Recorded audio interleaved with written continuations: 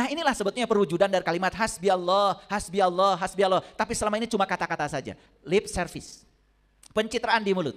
Coba sekarang tidak usah mengucapkan kalimat itu, tetapi hadirkan Allah sang kreatif, energi, kecerdasan semesta tanpa batas yang diizinkan oleh saya mengalir, berkarya lewat tubuh saya. Izinkan itu.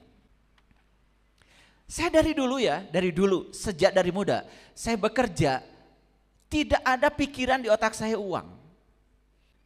Ini soal izin, soal izin. Izinkan Allah menggunakan kita. Izinkan Allah menggunakan kita tanpa sedikit pun perlawanan. Perhatikan hasilnya, luar biasa. Makanya banyak ya yang luar biasa ya. Belajar doa, belajar cara berdoa, cari tempat multajam, cari tempat-tempat mustajab. Pergi ke Mekah pun cari multajam. Katanya di multajam itu semua doa mustajab. Masih percaya sama yang begitu-begitu. Padahal kata-kata itu tidak ada artinya.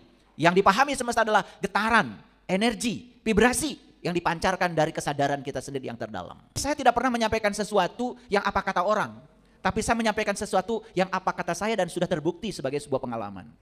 Sekali lagi saya ingin menyampaikan bahwa orang beriman itu tidak boleh menyampaikan sesuatu yang dia sendiri tidak mengalaminya. Berhenti bertanya tentang apa yang akan terjadi.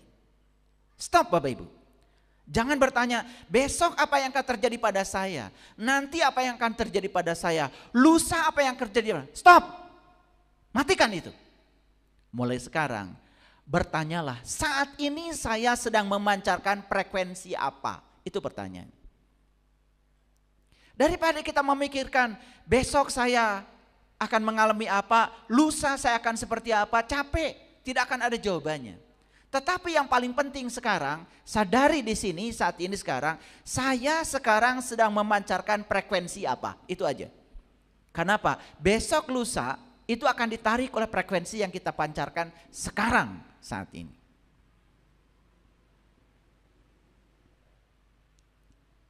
Ya? Kematian yang saya maksud di sini, ya, kematian tanpa pemakaman, berhenti keras berlari. Karena semakin kita keras berlari mengejar yang namanya ambisi ego, maka akan menimbulkan kekosongan yang dalam pada diri kita. Daripada kita terus-menerus mengejar sesuatu yang berdasarkan ambisi ego, lebih bagus saat ini, Tuhan, jadikanlah aku sebagai perpanjangan tangan kesadaran-Mu. Itu aja. Ini soal izin, soal izin. Izinkan Allah menggunakan kita. Izinkan Allah menggunakan kita tanpa sedikit pun perlawanan. Perhatikan hasilnya, luar biasa. Karena semua penderitaan yang terjadi pada semua manusia saat ini, itu berasal dari perlawanan. Berasal dari penolakan. Sakit. Rasa sakit itu alami. Ketika sakit kita akan mengalami rasa sakit. Tapi penderitaan dari rasa sakit itu pilihan. Rasa sakitnya alami. Kita mau menderita oleh rasa sakit atau tidak menderita oleh rasa sakit, itu pilihan. Saya pernah sakit. Saya izinkan saja. Saya dengar ya kata-kata dari tubuh lewat sakit itu. Saya dengarkan, kamu sedang berbicara kepada saya lewat rasa sakit ini. Saya perhatikan tubuh saya ketika sedang sakit. Saya dengarkan, saya peluk. Saya hormati kata-katanya. Oh, saya sudah bisa menangkap maknanya. Ternyata kamu sakit karena saya menggunakan kamu terlalu keras, terlalu sibuk. Maaf ya, maaf. Saya menyesal. Terima kasih. I love you. Pegang coba yang sakit. Katakan kata-kata itu. Saya menyesal, saya minta maaf, terima kasih, saya sangat mencintai. Dia hanya perlu dipeluk. Apa yang terjadi ketika kita sakit? Aduh, cari obat menghilangkan rasa sakit. Pesan dari tubuh kita yang sedang bicara lewat rasa sakit, nyaris tidak terdengar oleh kita. Sehingga rasa sakit itu benar-benar jadi musibah, bukan sebagai berkah. Betul? Oke. Berhenti bergerak karena kekurangan. Tetapi sekarang mulai bergerak karena kelimpahan. Lihat saya semua. Penting ini. Penting. Ketika Bapak Ibu bekerja, mencari nafkah, digerakkan oleh rasa kekurangan. Saya bekerja karena saya ingin rumah, karena sekarang saya tidak punya rumah. Sulit mewujudkan rumah impian itu. Saya bekerja karena ingin uang, karena sekarang faktanya saya tidak punya uang. Ya, walaupun dapat uang, itu sulit sekali mewujudkannya. Kenapa? Karena kita bergerak dari rasa kekurangan. Coba sekarang diganti. Saya bergerak karena apa? Karena Allah sang kelimpahan bersama saya. Allah sang kehadiran bersama dengan saya. Saya sekarang sedang dipakai oleh Allah untuk menyalurkan energi kreatifnya. Menolong orang-orang yang butuh pertolongan. Apa tidak dapat uang? Dapat. Saya dari dulu, sejak dari muda, saya bekerja. Tidak ada pikiran di otak saya uang. Saya percaya bahwa saya menjadi dosen karena saya sedang dipakai oleh Allah untuk menyalurkan kesadaran Allah, menyampaikan cinta kasih Allah. Saya hadir di kelas mengajarkan fisika, saya hadir ya sebagai kepanjangan tangan Allah, menyalurkan energi Tuhan, menginspirasi mahasiswa saya supaya mereka lebih mengenal kepada jati dirinya, mengenal pada Tuhannya lewat pelajaran fisika yang diajarkan Tuhan kepada saya. Apa saya tidak dapat uang tiap tanggal 1 sebagai PNS? Dapat. Daripada mikirin tanggal 1 setiap hari. Ya, coba mikirin tanggal 1 dari tanggal 1. Jauh banget. Mikirin tanggal 1 dari tanggal 2 udah deket sehari. Ini mikirin tanggal 1 dari tanggal 15, capek, lelah nungguin tanggal 1. Betul nggak? Saya percaya, mohon maaf saya bukan merendahkan. Hampir semua manusia bergerak karena digerakkan oleh rasa kekurangan. Bukan oleh rasa keberlimpahan karena Allah bersama dirinya. Nah inilah sebetulnya perwujudan dari kalimat hasbi Allah, hasbi Allah, hasbi Allah. Tapi selama ini cuma kata-kata saja. Lip service. Pencitraan di mulut. Coba sekarang tidak usah mengucapkan kalimat itu. Tetapi hadirkan Allah sang kreatif. Energi kecerdasan semesta tanpa batas yang diizinkan oleh saya mengalir berkarya lewat tubuh saya. Izinkan itu. Bapak Ibu saya kasih tahu. Ketika Bapak Ibu memberi pada orang lain. Dan pada saat memberi uang misalkan. Di sini ada perasaan kekurangan. Ada perasaan kekurangan.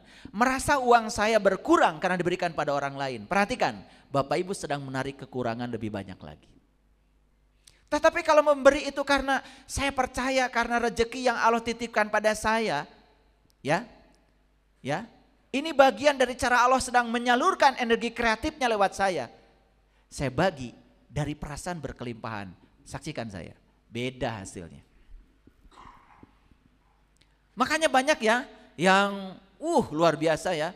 Belajar doa, belajar cara berdoa, cari tempat multajam, cari tempat-tempat mustajab. Pergi ke Mekah pun cari multajam. Katanya di multajam itu semua doa mustajab. Masih percaya sama yang begitu-begitu. Padahal kata-kata itu tidak ada artinya. Yang dipahami semesta adalah getaran, energi, vibrasi yang dipancarkan dari kesadaran kita sendiri yang terdalam.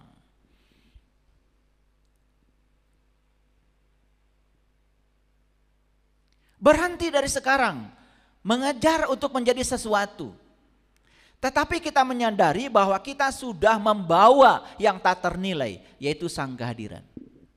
Bapak Ibu, saat kita datang ke dunia ini, bahkan saat kita masih di rahim ibu, setelah selesai dibentuk tubuh kita sempurna, Allah sendiri yang mengatakan, ketika sudah selesai penciptaan kamu, aku tiupkan ruhku kepadamu.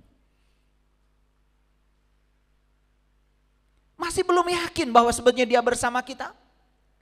Kita terus mengejar untuk menjadi sesuatu dan kita melupakan yang tak ternilai dalam diri kita. Siapa itu? Sang kehadiran, sang keberadaan.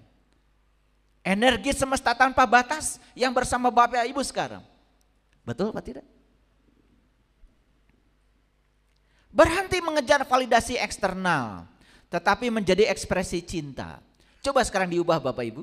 Kalau berbuat kebaikan itu jangan karena ingin divalidasi oleh orang lain. Wih hebat, ngajinya luar biasa. suaranya melengking luar biasa. Bukan itu. Coba sekarang kita ubah. Saya melakukan apapun bukan karena mengejar validasi eksternal dari siapapun. Tapi ini adalah ekspresi cinta saya terhadap hidup. Karena ada apa? Karena dalam diri saya ada sang sumber cinta yang sedang mengalir cintanya kepada saya. Coba mulai Bapak Ibu, berbuat baik pada orang lain bukan karena ingin disebut baik, ingin disebut dermawan. Bukan.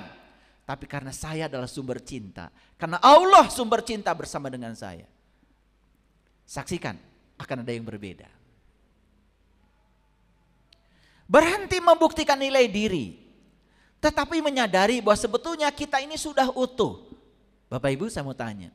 Allah bersama Bapak Ibu sekarang? Oke. Allah maha sempurna bukan? Berarti Bapak Ibu sekarang utuh apa tidak? Utuh. Tapi ego mengatakan nanti. Besok, kalau apa yang saya inginkan tercapai, baru saya bahagia. Gitu. Besok, jika segala hal yang saya inginkan tercapai, baru saya tenang. Begitu? Padahal besok belum tentu terjadi. Hidup itu di sini, saat ini, sekarang. Makanya saat kita bernafas, dengan segala kemewahannya, utuh enggak kita? Coba, mulai bergerak dari perasaan bahwa saya utuh. Ini hukum tarik menarik akan bekerja.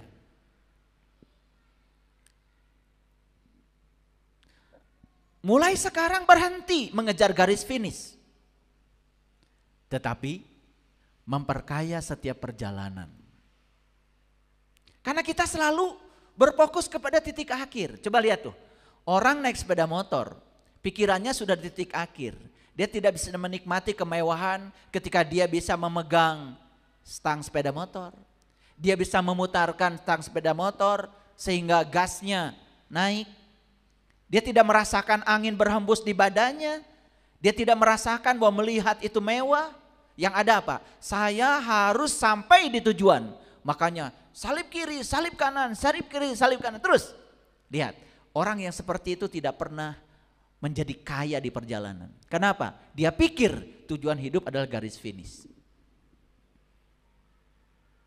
Makanya dari sejak bangun pagi tadi, wah, saya terus menangis.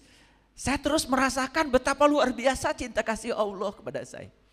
Ketika saya disadarkan bangun pagi, terima kasih ya Allah, gak ada yang saya temui kecuali dia dulu. The topmost priority, gak ada yang temui. Bahkan istri saya pun belum saya temui dulu dia. Saya ucapkan terima kasih atas hari baru yang dipersembahkan dia kepada saya. Baru saya peluk istri saya, terima kasih. Hari ini kamu masih menemani saya untuk melanjutkan perjalanan. Baru saya merawat tubuh saya. Baru saya olahraga. Sesibuk apapun, jam 5 sampai jam 8 pagi, yaitu jam me time saya, jam olahraga saya, jam sarapan pagi saya. Saya tidak mau lagi olahraga lihat HP, saya tidak mau lagi makan lihat HP, saya hadir sepenuhnya. Ketika saya makan buah ceri, saya nikmati setiap rasa yang masuknya. Saya kayakan pengalaman jiwa saya. Ketika makan anggur, saya kayakan perasaan saya hadir sepenuhnya. Ketika makan pepaya, saya kayakan rasa saya. Saya terus bermanunggal dengan rasa itu. Ketika makan labu, saya kayakan rasa saya. Saya berterima kasih pada semua berkah yang sudah diberikan semesta. Yang sebentar lagi akan menjadi tubuh saya. Jangan anggap sepele loh makanan yang di hadapan kita. Kemudian yang kita santap itu kan akan menjadi darah kita, daging kita. Betul? Akan menjadi tubuh kita. Makanya hati-hati dengan yang kita makan. Jangan terlalu banyak menyakiti apa yang kita makan. Apalagi menumpahkan darah. Semua ada hukum sebab akibatnya. Makanlah yang karmanya paling sedikit. Makanlah makanan yang tidak menyakiti. Coba. Energi tubuh kita mulai bagus. Cakra-cakra di tubuh kita, cakra mahkota, semua cakra, 7 cakra dalam tubuh kita, aliran energinya mengalir dengan deras, tidak ada hambatan. Ketika bisa minum, menelan air saja, kalau hadir bisa keluar air mata. Terima kasih Tuhan. Karena saya pernah melihat orang yang ketika dimasukkan air ke mulutnya, saraf untuk menelan airnya itu tidak aktif, sehingga air keluar lagi, dan 3 hari setelah itu dia meninggal. Dan kemewahan ini nyaris oleh kita tidak diperhatikan. Kenapa? Karena kita tidak hadir. Karena kita menyangka bahwa hidup itu harus mencapai sesuatu, harus mencapai garis finish. Sukses itu harus memiliki apa? Itulah ego. Sehingga kita tidak menikmati setiap perjalanan, tidak mengayakkan diri kita dengan setiap perjalanan. Bapak Ibu sekarang sedang mendengarkan kajian saya mewah? Bisa mendengarkan suara saya mewah? Saya bisa bicara mewah? Subhanallah. Sudah hadir saya di sini saat ini sekarang sepenuhnya. Ya. Saya sering menyaksikan orang makan di restoran mewah. Ya, dia sambil pegang HP, ya, sibuk makan, lihat HP makan. Saya yakin dia tidak menikmati makanan. Hasilnya cuma kenyang aja perutnya.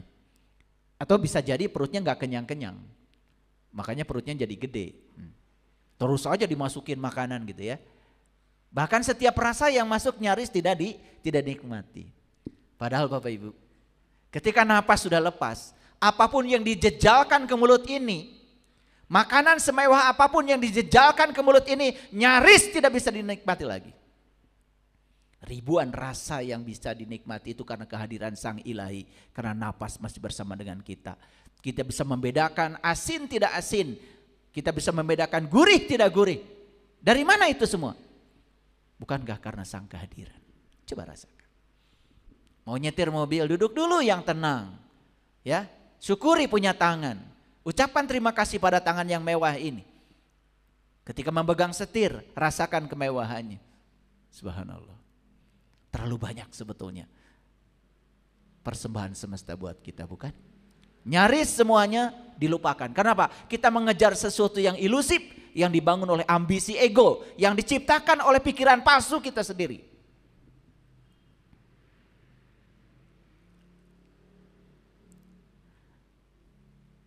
Sudah saatnya kita menghentikan, membendung aliran energi, membendung aliran energi. Perhatikan saya semuanya. Tuhan sekarang Sang Maha Hadir yang tidak pernah meninggalkan kita, sedang menunggu Dia untuk diizinkan energi kreatifnya mengalir dalam diri kita. Tapi kenapa tidak mengalir pada diri kita? Karena ada 2 yang membendung dalam diri kita. 1 ketakutan, yang kedua keraguan. Coba koreksi. Apa yang menyebabkan kita bergerak ke sini? Apakah ada ketakutan? Kita berdagang karena takut gagal. Kita berbisnis karena takut tidak makan. Kita bekerja karena takut kekurangan. Semua digerakkan oleh ketakutan. Kita sedang membendung sang energi kreatif mengalir dalam diri kita. Makanya hasilnya apa? Gitu-gitu aja, tidak ada yang berubah. Sudah ada ketakutan, ditambah yang kedua keraguan. Tidak percaya. Sekarang Bapak Ibu, stop ya ketakutan, stop keraguan. Ganti dengan apa? Kepercayaan. Ganti dengan kehadiran. Tuhan, saya percaya. Di balik semua keinginan ego yang sempit ini, ada keinginanmu yang jauh lebih besar. Ada kebijaksanaanmu yang jauh lebih hebat daripada sekedar keinginan-keinginan saya. Makanya saya tidak akan menolak apapun yang terjadi. Karena di balik semua yang terjadi, saya percaya Engkau sedang bekerja yang terbaik buat aku. Maaf jika aku menilai baik buruk, benar salah, karena kesempitan sudut pandangku. Tapi mulai sekarang aku bebaskan segala dualitas.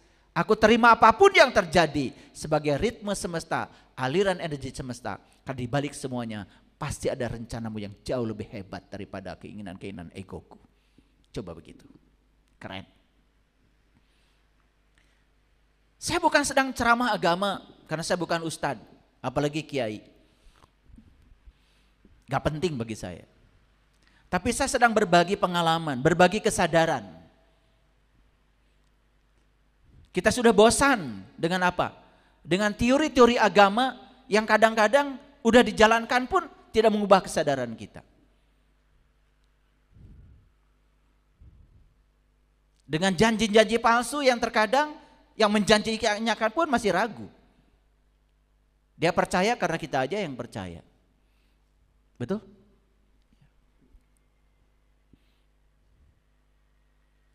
Menjanjikan hidup damai, dia sendiri tidak damai.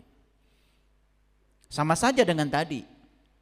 Ingin semua di luar tersenyum, sementara di dalam belum tersenyum. Aneh. Ya. Tapi karena kita tidak mengerti mekanismenya.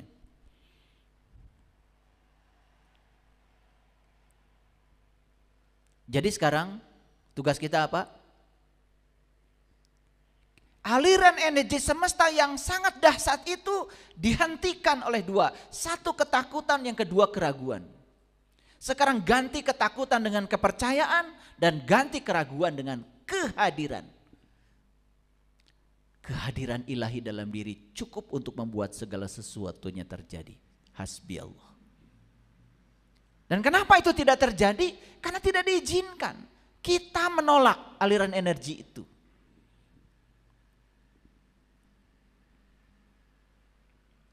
Mulai sekarang berhenti melihat dunia sebagai ancaman.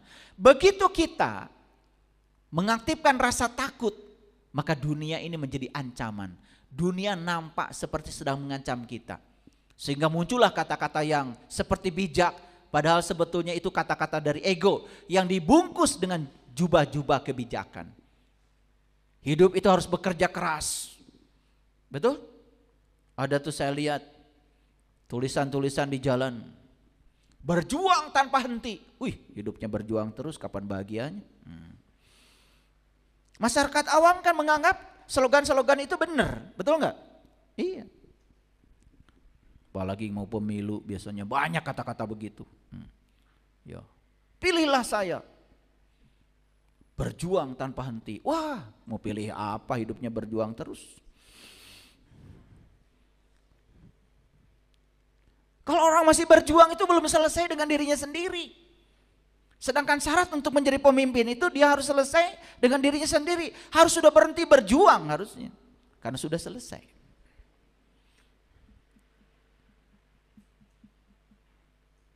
Sekarang pandang Bapak Ibu. Dunia bukan sebagai ancaman bagi saya. Tapi dunia adalah sang murah hati yang siap untuk menyalurkan semua berkahnya pada saya.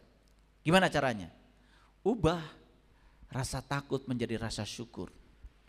Ubah rasa takut menjadi cinta. Itu aja. Begitu kita mengaktifkan rasa takut, dunia menjadi sebagai ancaman. Begitu kita mengaktifkan rasa syukur, mengakui semua kemewahan yang Allah persembahkan kepada kita, apa yang terjadi? Dunia menjadi sang murah hati yang selalu memberikan apa yang kita mau.